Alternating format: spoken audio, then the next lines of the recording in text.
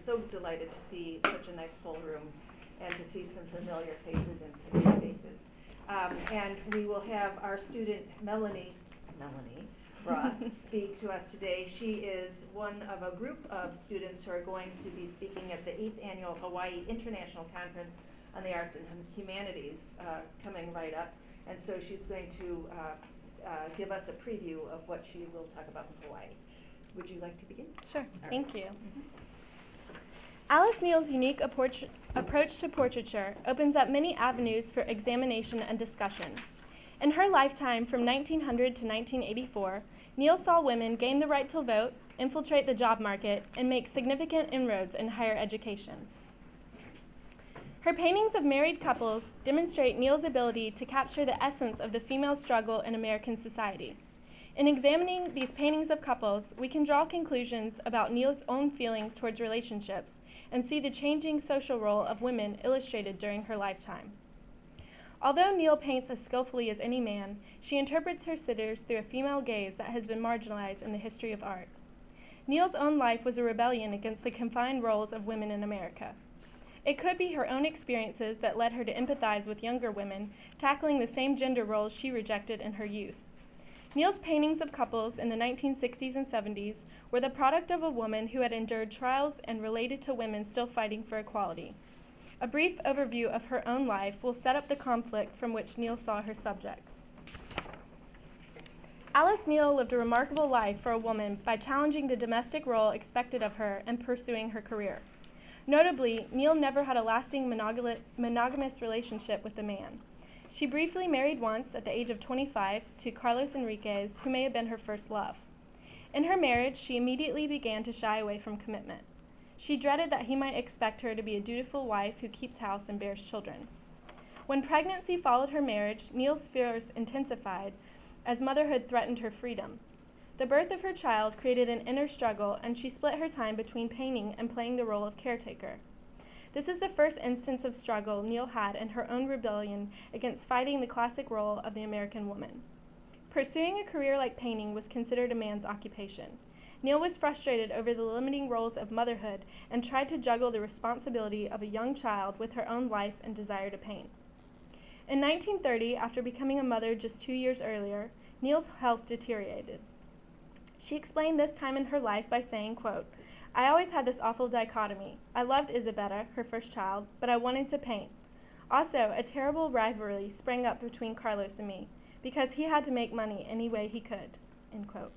When Carlos initially took Isabella to visit her parents in 1930 at the age of 2, Neel had her first break from motherhood, and she recalled of this time, quote, "All I did at first was paint day and night, but gradually I began to wear down. I visited them, Neel's parents, in Clown, and saw a couple on a train which I painted from memory. You see how his arm looks like a speckled trout? You see how miserable she is, but how happy he looks?" Even in this early image of a couple, Neel questions the relationship of men and women and mirrors her own unhappiness in other women.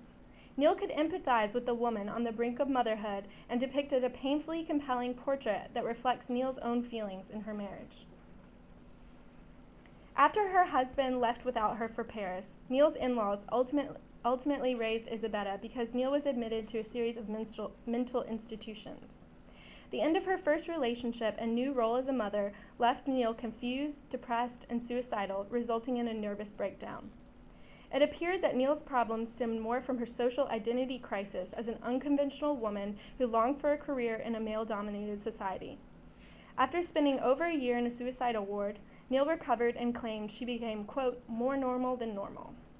While this is a self-proclamation, she remained mentally stable for the rest of her life. Having gained a greater self-awareness, Neel lived her life without emotional strife, remaining single, painting on her own terms, and not conforming to the traditional housewife role. More importantly, after her own crisis in therapy, Neel developed the ability to empathize with her models. Seeing through the skin, Neel possessed the ability to read and record her subjects' most private emotions and was sensitive to the struggles of a younger generation of women. At a more mature age, Neel gave birth to 2 boys, each from a different father. This time around, she would successfully juggle the role of painter and parental figure, both economically and emotionally supporting herself as well as her 2 children. In 1967, Neel painted a fellow artist and his wife in Red Grooms and Mimi Gross. The image on the left is the original sketch and the right is the painting. Her palette is ironically full of red, a fiery brash color that sets the mood of this otherwise still setting. It is Red who interacts with the viewer. His brow is furrowed and his hand holds the weight of his head with his index finger pressing into his brain as if pointing to his genius. His lips are pursed as if he is about to speak. He sternly grasps Mimi's hands as if he's trying to bring her along on his thought process. Mimi, on the other hand, is lagging as she leans back in her red armchair. With her head turned completely away from Red, her body language shows her attention is not on him. Her mind is elsewhere and she stares at the crudely outlined rectangle which we are led to believe is a window beside her. Red seems to try desperately to contain her, but her mind is focused on the action that lies on the street, rejecting the domestic setting of the portrait. Mimi's mood might be a consequence of the position women held in the 1960s. In the painting, Neel recognizes the resistance on Mimi's face disguised as unsettling boredom. As a woman, Neel is more in tune with her feelings of oppression women were facing and their struggle for equality. Consciously or unconsciously, Neel's brush sympathizes with Mimi's struggle in her marriage, and her innermost thoughts are exposed in the painting. Ironically, Mimi and Red split up soon after the portrait was painted. Red confessed later that it wasn't until he saw the painting that he realized the distance between himself and Mimi. Unaware of he and his wife's growing detachment, it was Neel's vision that foreshadowed the couple's future through pure observation. We can see further evidence of these haunting observations in another painting from 1967. That year, Neel traveled with her son Hartley to San Francisco for an exhibition. It was on this visit that Neel painted the portrait of her son's friend, pregnant Julie in Algis. The couple is painted horizontally across the canvas, both figures lounging on the floor. Julie lies closest to the viewer, utterly exposed and nude. Algis rests behind her, completely clothed, wearing everything down to his socks. The juxtaposition of the clothed and unclothed figures is jarring. Neel paints the nude woman, a common subject for male artists, from a female perspective. At first glance, Neel appears to have represented Julie as a sexual object sprawled out to the delight of the viewer. But it becomes clear that Julie is more than a nude Venus or courtesan from Western art history. Instead, she is a symbol of a woman on the brink of motherhood in the late 1960s. Even though there are two figures in Julie and Algis, the painting is more about Julie, exposed and vulnerable in the foreground. Through her expression, the viewer is aware of her emotions and fears that come with her first pregnancy. Julie will soon see that motherhood causes a loss of privacy. Julie's leg is slightly lifted, exposing her vagina just as if she were in the delivery room. Her swollen breasts will become feeding tubes at inconvenient times and places, sacrificing her modesty. Julie's future compromise of self will affect her and not her husband. Even though her body is relaxed, her eyes are awake and shine like those of a wild beast. They reveal her fears of impending motherhood. Her lips are tightly closed and turning downward. Neel, already a mother of 3 grown children, could be anticipating the struggles and hardships ahead for Julie. Perhaps she pities or empathizes with Julie, seeing her naive, carefree lifestyle is about to drastically change. Neel's aged feminine perspective sheds light on Julie's realistic future rather than merely sexualizing her nude body. The depiction of Algis further enhances the theme of gender difference. Algis has a cool confidence about him as he rests with his legs crossed and his arms gingerly wrapped around his pregnant wife. He has planted his seed and now calmly awaits the future. His eyes are small and pale grayish blue, reflecting the cool tones of his business shirt. His classic attire of collared shirt, dark slacks, and socks clue the viewer into his role as the breadwinner. Neel depicts him proudly holding his naked and beautiful wife as his trophy. With the birth of their child, her role will officially be in the home. Neel's placement of the male head stacked above the female reflects the hierarchy of men over women in 1967. The implications of this hierarchy are even more pronounced by the contrast between Julie's nudity and Algis' business suit, itself a symbol of male power. Not only is Neel capturing the young couple, she also encapsulates the roles society inflicts on men and women. 4 years later, in 1971, Neel painted Pregnant Woman. The figures in this painting seem directly related to those in Pregnant Julie and Algis. Similarly, the man's head is stacked directly above the woman, only this time it does not happen as naturally. The woman is Neel's daughter-in-law, Nancy, who is carefully painted reclining on a rough, unfinished couch. The painting details her bulging midsection, limbs, and face. The man's head, presumably that of Neel's son, Richard, peeks out from behind the couch as if it is floating. No hint of legs come out from behind the sofa, and no arms drape lovingly around his wife. The man's head appears instead to be an afterthought, painted in later by Neel, as if to bring in the hierarchical presence of the man over his pregnant wife. Richard's head is left unfinished with only a little bit of muddy green color added. Instead, he has a ghostly hovering presence, perhaps included to suggest his minimal role in the harsh reality of pregnancy. In this painting, Neel makes a stronger statement about the power of the pregnant woman. The male is again completely concealed behind the nude female, only this time the man appears to have no bodily presence or role in the scene. She deliberately makes the painting a dual portrait, even though Richard is not really there. Pregnant Nancy shares the same wide eyes as Pregnant Julie. Her eyes feature dark circles of fatigue. Nancy, perhaps further along in her pregnancy, looks quite uncomfortable. Neel points out, it's almost tragic the way the top part of her body is pulling the ribs. Nancy seems to be painted very sympathetically, with lively shades of purple and green added to her belly. Her nipples look painfully hard and jut out from her breasts, much like her full belly. Perhaps Neel chose to add Richard's head after observing the discomfort Nancy was going through as her body morphs into an incubator. Neel includes the male catalyst that is equally responsible for the woman's discomfort but shares no part in her bodily pain. In 1972, Neel paints a portrait of husband and wife Vinnie and Mary Ellen Andrews. Neel and fellow artist Vinnie had known each other for years, exhibiting together twice. Their familiarity and comfort with each other comes out in the painting. One could draw a line down the canvas separating Mary Ellen in the left third of the painting and Vinnie in the larger two-thirds of the painting. The geometry illustrates the lack of balance even in this interracial couple. Furthermore, there is no physical or emotional connection between the pair. The point at which the couple's arms might meet in the middle is illustrated with a hard line of separation. Mary Ellen is squeezed into the corner of the painting and looks visibly annoyed. She rests her elbows on the corner of the armchair where Vinnie is comfortably sprawled out. She hunches over the small backless ottoman. She is visibly bothered by her second-class treatment in posing for the portrait. Mary Ellen's eyes stare straight ahead into the viewer and burn with fiery passion.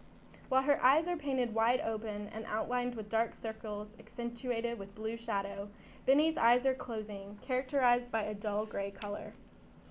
Mary Ellen's right eyebrow is slightly arched. Her face is made up of a series of hard lines that portray a serious and strong woman. Vinnie, on the other hand, is much less serious as he lounges with one leg up. His posture, more than anything, reflects his attitude and annoyance with having to sit for his portrait. He looks bored and leans away from his wife towards the crude line drawn on the edge of the painting to signify the corner of the room. In Neel's portrait of husband and wife, Cindy, Nemser, and Chuck, painted in 1975, the couple's feelings can be read on their faces. They are both seated, completely nude, on Neel's green couch, but fill up only half the canvas. Cindy looks distraught, as if carrying a heavy burden, her jaws tightly clenched and her dark eyes staring straight ahead. Cordially placing herself between the viewer and her spouse, her posture is a physical barrier between the viewer and her companion. Hardly traditional, it is nevertheless a loving portrait. Nemser sits demurely before her husband, shielding his nakedness while he appears as the behind-the-scenes support of his wife. Cindy's eyes seem to express all her doubts and insecurities. Her body is tense, her back straight and rigid, and her weight centered from elbows to her flat feet. Editor of the feminist arts movement, Cindy's assertive nature, evidenced in the portrait, is a unique characteristic. Perhaps Neel admired this quality in Cindy and wanted to capture it in the painting. In stark contrast, Chuck leans back comfortably on the sofa, shoulders relaxed, legs crossed, and arms casually wrapped around his wife. He is taking the passive role, letting his wife answer to her instincts. His hand, which rests on her exposed side, is crudely drawn without much detail, but still boldly shows his gold wedding band. Chuck's face is more relaxed, with deeper shadows and soft curving lines. He looks content. Although Neel often leaves elements of her paintings unfinished and makes no attempt to cover up her initial sketchy lines, this painting contains only one raw element. The couch leg directly under the couple has been roughly outlined but is unfinished. There are a couple of vertical lines and drip marks that do not leave the abstract shape empty but draw more curiosity to them. Perhaps the unfinished couch leg remains a symbol of unrest or instability. All other elements in the painting are carefully constructed, and the completion of this last couch leg would have only taken a few paint strokes. Perhaps there is some reason for its pending status. The couch could be read as a metaphor for marriage. Neel may be skeptical about this traditional marriage and the contentment of the people within it. Perhaps she wanted to leave one element raw, as if to imply not everything is perfect.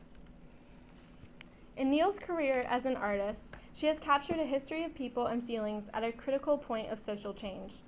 Throughout her life, spanning almost an entire century, American women were struggling to redefine their roles in society. Neel was a frontrunner for the new American woman who was independent, looking to create her own career on par with any man. What Neel discovered and illustrates in her portraits is the tension and rivalry present in the oppressed female gender. This sensitivity to tension may have been underscored by her own feelings about women and relationships. The paintings of couples represent the culmination of Neel's life experiences. She painted most of her couples later in life as a mature artist and woman, having time to reflect on her own experiences and to see them mirrored in the lives of others. She uses her female gaze as well as her life experiences to uncover the feelings and fears of her sitters that are right in line with those she had as a young woman. Her depictions of couples record the secret battle of the sexes by expressing the repressed and hidden feelings of women who were trapped in their roles as second-class citizens. Okay.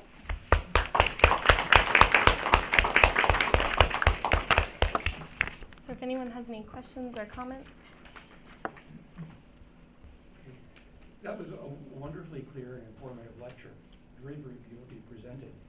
But because I don't know anything about the literature on Alice Neel, I don't know what you're doing that may be distinctive. So could you talk about that? Sure. There wasn't a whole lot written about Alice Neel because, of course, she was born in 1900. So for most of her life, she was able to support herself because of the WPA. She was part of those artists that received financial support. But it wasn't really until the feminist movement started getting big that she became recognized as an artist. So a lot of the literature that was written about her happened later in life. There's one author, Patricia Hill, who interviewed her the last year of her life in '84 and has published a nice biography on her. But as far as her works, there have been a couple of articles written about her pregnant women, because she did paint a lot of pregnant women, but none specifically on couples. This is a little bit tangential maybe to the main gist of your presentation, but I'm wondering if there's anything further you can say about her style or about the formal way in which she paints. I mean, one of the things that seems quite striking about it, in addition to the leg on the couch that you pointed out nicely, is the way in which it's kind of a folky or slightly cartoonish style. Yeah. And so one of the qualities of that, it seems to me, is that kind of cartoonish style is it makes it endearing in a certain way.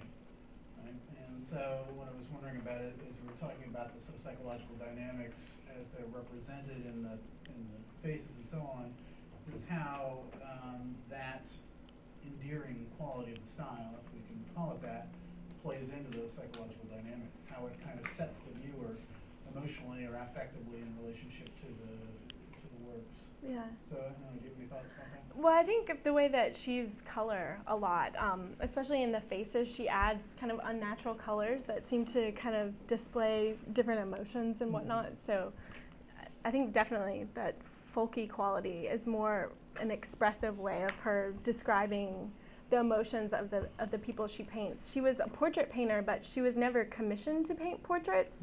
And I think that if you look at these, you wouldn't really want her to paint your portrait because she always asked people, "Oh, can I paint your portrait?" And there was something about them that she thought was interesting and wanted to express.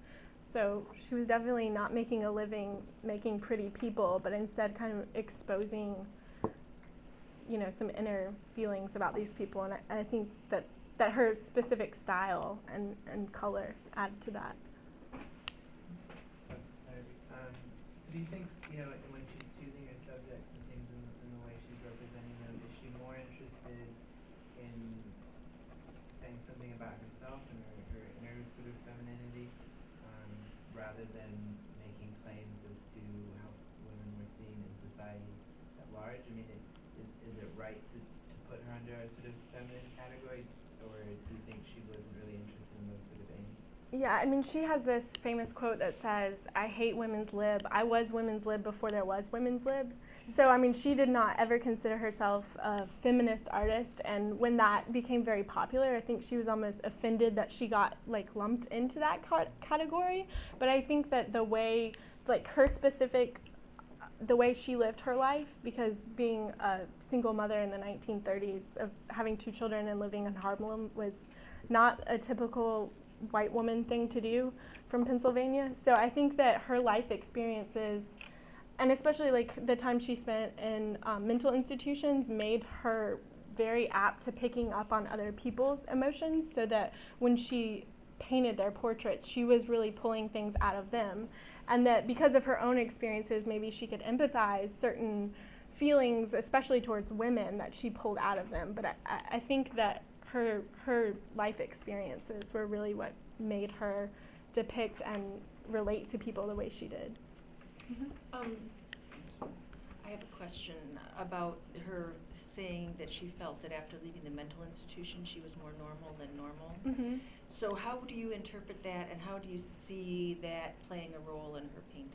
Well, there has been a lot of stuff written, psychologists write about empathy and how empathy affects people. And one thing that has been written a lot about is people that spend time in mental institutions then have a hypersensitivity to other people. Mm-hmm. So this is something that psychologists have explored. And I've read just a little bit about it, but I think that that's where she's coming from when she said, she never had a relapse, and she just did whatever she wanted. After that. Right after she got out of the mental institution, she ran off with a sailor and was just perfectly fine. So.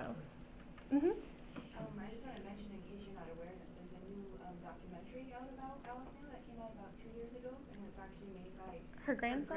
Yeah. Yeah. And it's a lot of really great insight and a lot of family interviews and a lot kind of a more inside view from the family that. Yeah. But it's a really great documentary. I think her granddaughter is now a photographer too. Vogue just did a big spread on her granddaughter, so she's got it in the family. Yeah, but the film is out. It should be available on the web. Yeah.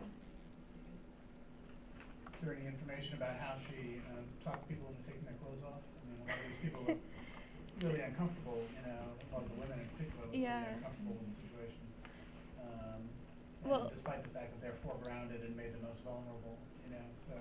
Yeah, I mean, in these 2 situations, the woman in the middle is Nancy, her daughter-in-law, and she did a lot of portraits of her.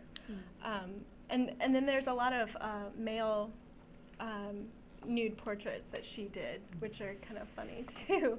But yeah, there have been people that have written about how funny she is when she paints their portrait, because she'll just chatter on and on and on. So I don't know if that makes them more comfortable with being nude in front of her, but she seems like a fun person to be around. She charmed them. Yeah, definitely. Since you have one of these male nudes as one of the couples that you make part of your talk, I'm wondering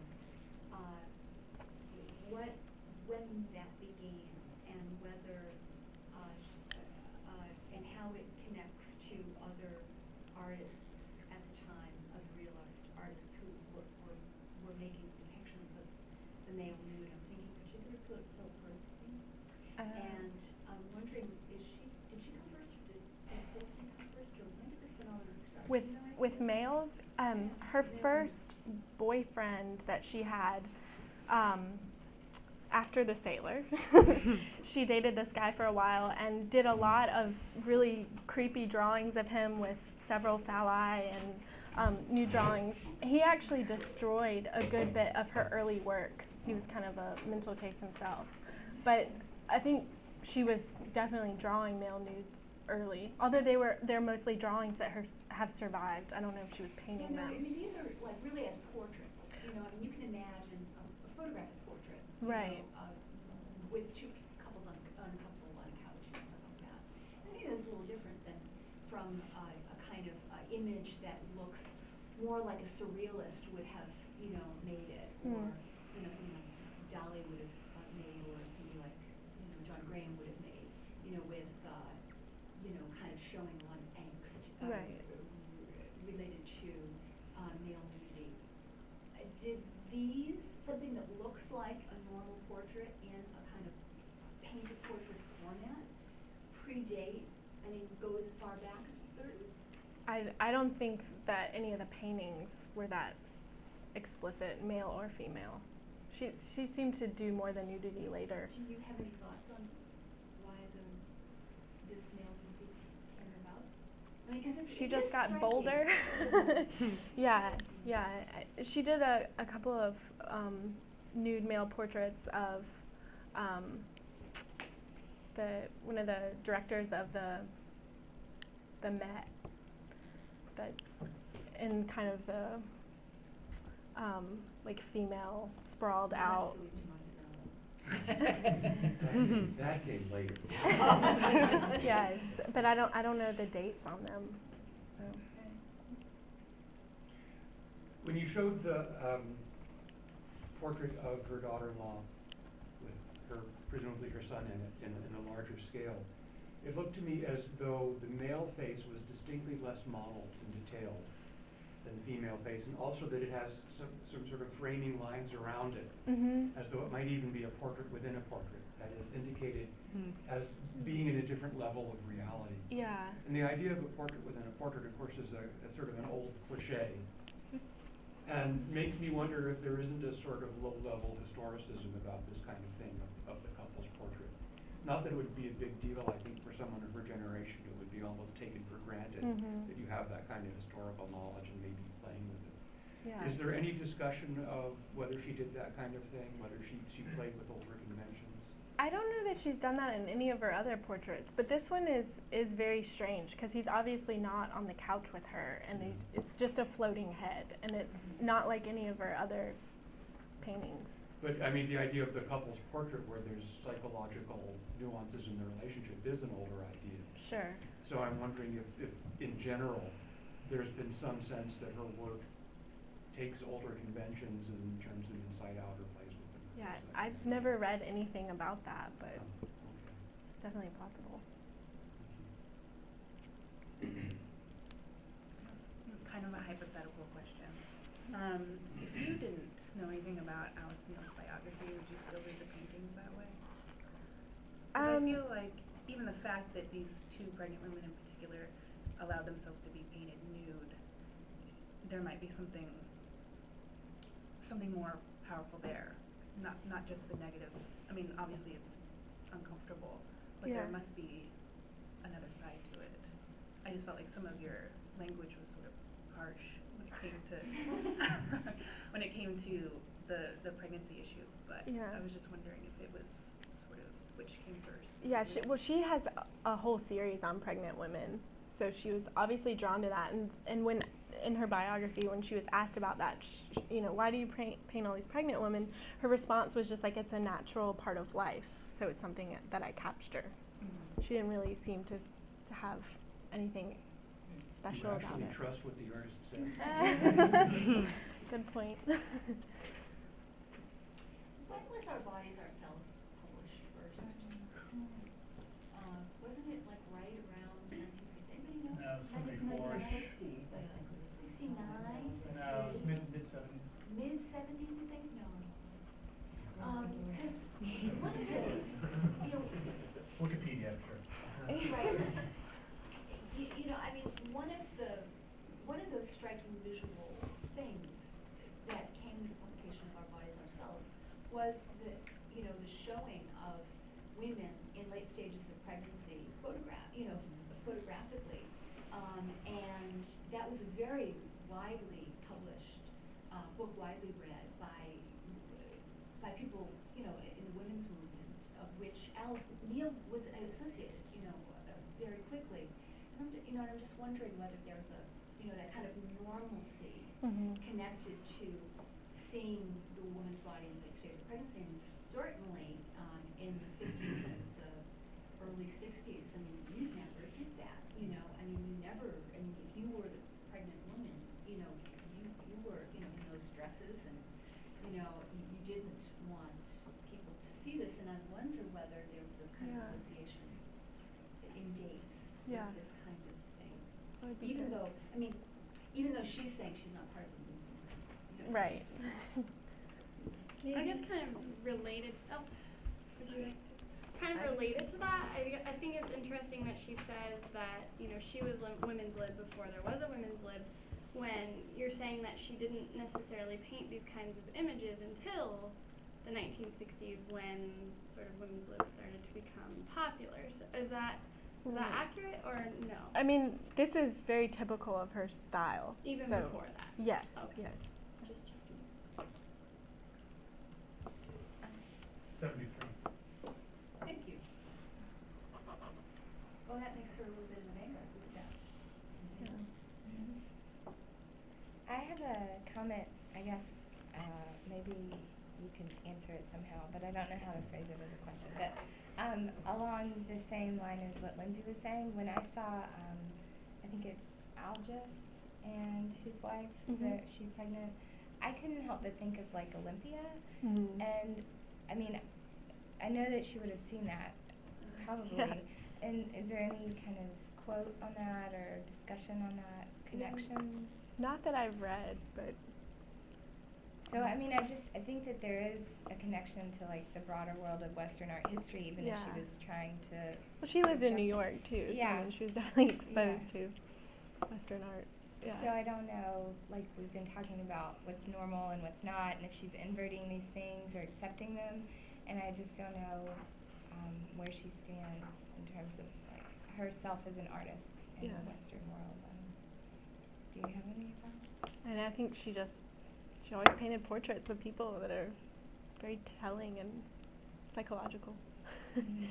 But I'm sure she was influenced by art history, and like Professor Ruda was saying, probably aware of different conventions of painting. So yeah.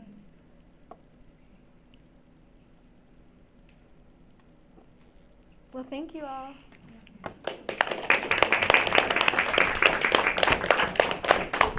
To find out more information on the people and events affiliated with the Art History Symposium, please visit our website at www.ucdavis.edu/arthistory.